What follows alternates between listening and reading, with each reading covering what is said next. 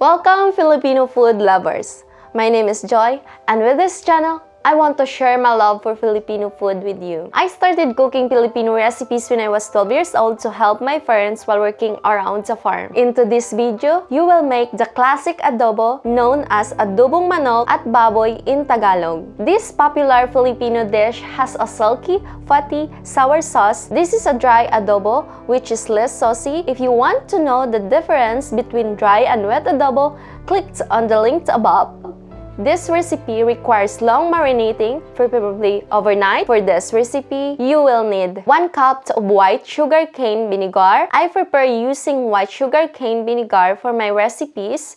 You can also substitute it with white wine vinegar, apple cider vinegar, or rice vinegar, which has plenty of sweetness. 1 cup of soy sauce. You can use any soy sauce, but for the authentic taste of Philippines, you can use a Filipino brand such as Datu Putih. Whichever brand you decide to use, it's always best to taste as you go. 10 garlic cloves means 2 tablespoons of whole black peppercorn, 3 bay leaves, 2 bone-in skin-on chicken thighs, 2 bone-in skin-on chicken legs, 1 pound of fresh pork belly cut into 1-inch cube. You could make this dish without the pork belly. Double the number of chicken pieces. 2 tablespoons of vegetable oil. Recipe steps. In a large glass bowl, pour in the vinegar, soy sauce, garlic, peppercorns, and bay leaves. Stir all the ingredients until well combined. Add the chicken and pork belly.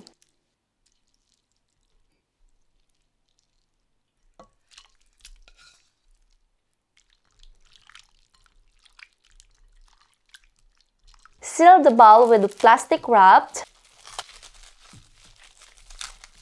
Marinate it in the refrigerator for at least 6 hours or preferably overnight. Transfer the chicken, pork, and marinade to an 11-inch shallow casserole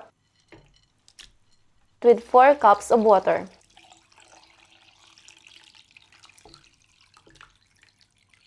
Cover the casserole and bring the liquid to a boil over high heat. Immediately, reduce the heat to medium and simmer for 30 minutes or until the chicken is tender when pursed with the pork. Turn up the heat and transfer the meat to a bowl. Heat the vegetable oil over medium heat in a clean 11-inch shallow casserole. Remove the pork belly pieces from the cooking liquid and add them to the pot. Cook frequently, stirring until the pork belly is brown. Add the chicken pieces to the pan and cook, flipping them occasionally until they are browned about 5 minutes. Add 1/2 cup of the cooking liquid to the pan and cook until all the liquid has evaporated and the only things left in the bottom of the pan is the fat from chicken and pork. Served hot with plenty of white rice and your favorite cider, making sure to pour a little bit of fat from the bottom of the pan over each serving of rice. Don't forget to like, subscribe, and comment if you have found this video helpful. Thank you and enjoy your meal.